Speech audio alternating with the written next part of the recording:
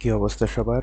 আশা করি তোমরা সবাই ভালো আছো। তো আজকে আমাদের 32 নম্বর ম্যাথটা কি আছে চলো দেখি। তো এখানে দেখো একটা চিত্র দেওয়া আছে যেখানে এ বি একটা দণ্ড দেওয়া আছে, আবার পি কিউ তার পাশাপাশি একটা দণ্ড দেওয়া আছে। ঠিক আছে, পি কিউ দণ্ডের দৈর্ঘ্য হচ্ছে 1 মিটার এবং এই জায়গাতে প্রযুক্ত বল এফ হচ্ছে 500 নিউটন। এখন কি বলছে যে এ বি ঘূর্ণন অক্ষের সাপেক্ষে পি কিউ দণ্ডটির টর্ক নির্ণয় করো। ঠিক আছে, আবার কি বলছে, যদি ঘূর্ণন অক্ষ এবিটা, হ্যাঁ, পিকিউ দণ্ডটির প্রান্তবিন্দু হতে পরিবর্তন করে মধ্যবিন্দুতে নেওয়া হয়, তবে কোন ক্ষেত্রে জড়তার ভ্রামক বেশি হবে? তোমার উত্তরের সপক্ষে যুক্তি দিতে বলছে। তো তাহলে চলো আমরা শুরু করি। তো এইখানে ক নম্বর পোর্শনটা খুবই ইজি। ঠিক আছে, আমরা টর্কের জন্য ফর্মুলা কি জানি, যে টর্ক টি tau is equal to R F sine theta, আমরা এটা জানি। আচ্ছা, তাহলে এখানে আমাদের আর কত দেওয়া আছে বলো তো? এখানে আর কত? আর হচ্ছে 1 মিটার। ঠিক আছে, আর এফ এফ হচ্ছে 500 নিউটন। আর সাইন থিটা এখানে দেখো তো, এখানে সাইন থিটার মান কত হবে? অবশ্যই 90 ডিগ্রি। তাহলে সাইন 90 ডিগ্রি, তাহলে আলটিমেটলি এখানে আমাদের কত দাঁড়ালো? 500 নিউটন মিটার। ঠিক আছে, টর্কের মান হচ্ছে 500 নিউটন মিটার। হ্যাঁ, আচ্ছা চলো এখন আমাদের খ নম্বর পোর্শনটা শুরু করি। তো খ নম্বর পোর্শনটা কি বলছে, যে যদি প্রান্তে থাকতো আর যদি মিডিল পয়েন্টে আসে। ঠিক আছে, একবার প্রান্তে থাকা অবস্থায়, একবার মিডিল পয়েন্টে থাকা অবস্থায়। হ্যাঁ, এখন আমরা বলতে পারি কি, যে কোনো দণ্ডের প্রান্ত দিয়ে গমনকারী, ঠিক আছে, কোনো দণ্ডের প্রান্ত দিয়ে গমনকারী অক্ষের সাপেক্ষে কোনো দণ্ডের জড়তার ভ্রামক কি হবে? I1 যদি আমরা ধরি, তাহলে এখানে আমরা কি লিখতে পারি, যে I1 is equal to M L square divided by 3। আমরা এটা লিখতে পারি না, যে I1 is equal to M L square by 3।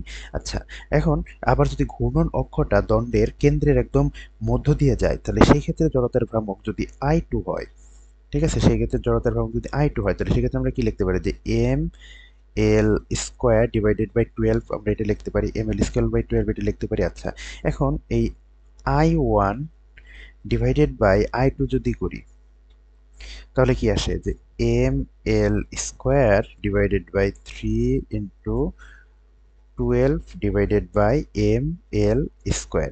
ঠিক আছে, তো আলটিমেটলি এখানে যদি হিসাব করি তাহলে কি হবে 4। তাহলে এখান থেকে আমরা কি লিখতে পারি, যে I1 is to I2 is equal to হবে কি 4:1। বা এখান থেকে আরেকটা জিনিস লেখা যাবে, যে I1 ইজ ইকুয়াল টু কি হবে 4I2। ঠিক আছে, তাহলে দেখা যাবে কি, যে প্রথম ক্ষেত্রে জড়তার ভ্রামকটা অবশ্যই বেশি হবে। এটাই হচ্ছে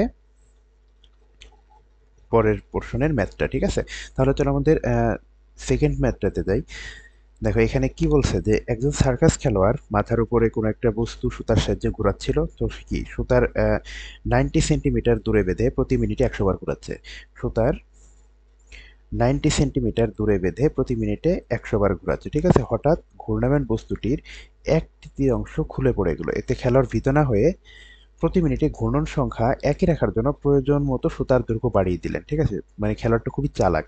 তো সেক্ষেত্রে ক নম্বর অংশটি কি বলছে, যে বস্তুটি ভর কমে যাওয়ার পূর্বে এর কেন্দ্রমুখী ত্বরণ কত ছিল তা হিসাব করো। আবার কি বলছে, যে সার্কাসের খেলোয়াড় সুতার দৈর্ঘ্যের যে পরিবর্তন এনেছিলেন গাণিতিক বিশ্লেষণের মাধ্যমে এর সঠিকতা যাচাই করো। ঠিক আছে, এটা আসলে ঠিক ছিল কি না ভুল ছিল সেটা দেখাইতে হবে। হ্যাঁ, তাহলে চলো আমরা শুরু করি দেরি না করে।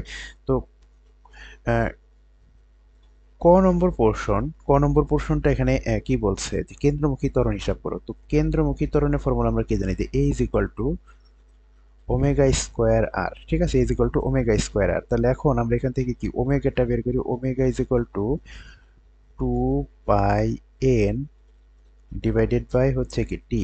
তো আলটিমেটলি এখানে যদি আমরা সকল ফর্মুলার মানগুলা বসাই, তাহলে কি হচ্ছে, ডিভাইডেড বাই টি কত 60 সেকেন্ড। ঠিক আছে, তো আলটিমেটলি এখান থেকে মানুষ কত 10.47 রেডিয়ান পার সেকেন্ড। ঠিক আছে, 10.47 রেডিয়ান পার সেকেন্ড। তো আলটিমেটলি এখন আমরা যদি এটার ফর্মুলা বসাই, তাহলে কি হবে 10.47 তার হোল স্কোয়ার ইন্টু আর। আর কত বলছে, 90 সেন্টিমিটার বা 0.9 মিটার। 0.9 মিটার, তো আলটিমেটলি এখানে ক্যালকুলেশন করলে কত আসে, 98.7 মিটার পার সেকেন্ড স্কোয়ার। মানে এই এক্সিলারেশনটা কিন্তু কম না, অনেক একটি সিলেকশন, ঠিক আছে। তারপর অনেক জোরে ঘোরানো হচ্ছিল। ক পার্টের অ্যান্সারটা শেষ, এখন আমরা খয়ে যাব। আচ্ছা, খতে কি বলছে, হ্যাঁ এখানে একটা পুরো কন্ডিশন বলা হয়েছে, এই কন্ডিশনের আলোকে টোটাল জিনিসটা এখন আমরা দেখাবো যে আসলে খেলোয়াড় ঠিক ছিল না ভুল ছিল, ঠিক আছে। তো এখন তো আমরা ফার্স্টে চলো ধরি বস্তুর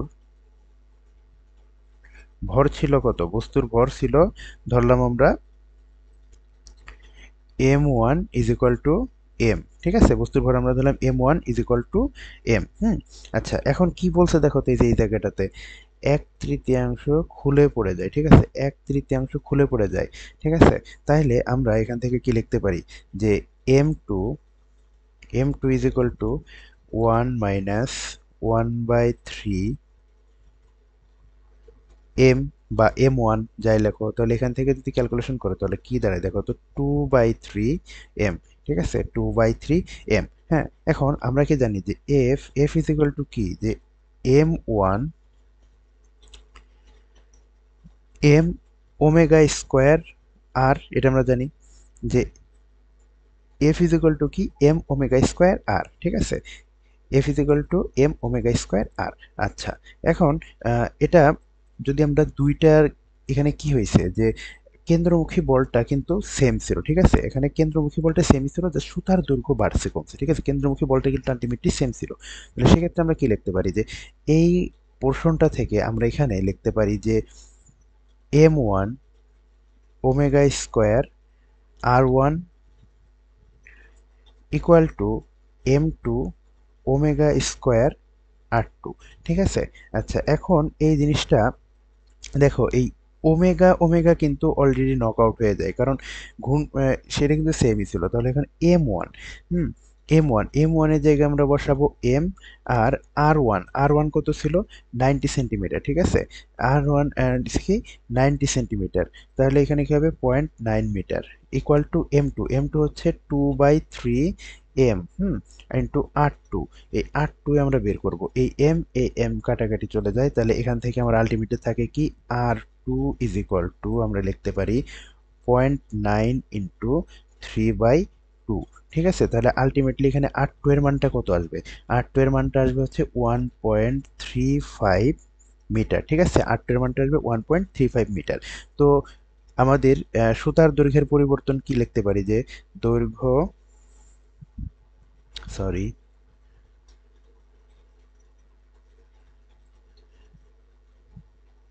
তো আমরা এখানে কি লিখতে পারি যে দৈর্ঘ্য পরিবর্তন, ঠিক আছে,